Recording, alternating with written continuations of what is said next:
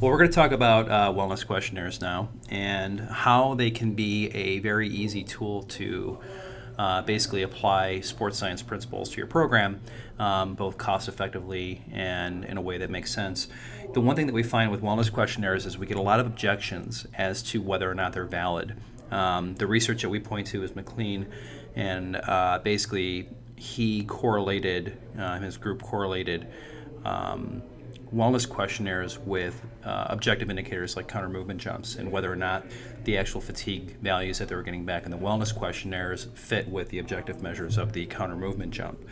There are a lot of other ways of capturing questionnaire information. You see Brunel, POMS, BRUMS, TQR, Rescue, DALDA. A lot of these are a lot more robust and large, and I think might be good in a quarterly or a larger setting. But when you're trying to get into a daily routine and actually look for changes in an ongoing basis, you want to have something that's small, light, and can actually be answered with a few questions. So again, we point back to the McLean, which is based on the foundational research from Hooper and McKinnon.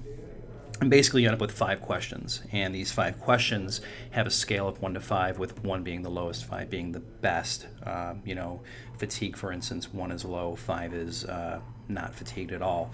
And the questions that we ask include fatigue levels, sleep quality, general muscle soreness, stress, and mood level. And in best practice, in theory, it looks good, but in actual practice, this works well. Teams that actually do this and pull this off are getting really good value out of it. So how do we do this? Well, we can do it with paper. We can do it with Google. You can do it in Excel. There are a handful of small app companies that have them. Some of the larger athlete management platforms have them as well. But really the key that you want to do is you want to get the athlete understanding why we're answering these questions and provide the immediate intervention if something's going wrong. So you take those scores as they're being answered and actually act on them. So if an athlete's fatigued, if an athlete has muscle soreness or whatever that might be, you immediately provide an intervention for them so that they understand that if they're giving you information and they're trusting you with that information, that you're doing something in return for them.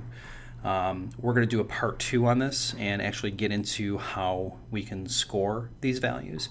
I think the biggest mistake that we're seeing right now is a lot of organizations take the information and they simply score the raw value 1 through 5 with a max score of 25. So 25 must be best. Well, that's not always the case, and we'll get into that in the next part. To get your weekly dose of applied sports science updates, go to CoachMePlus.com and subscribe to our weekly newsletter. That's CoachMePlus.com.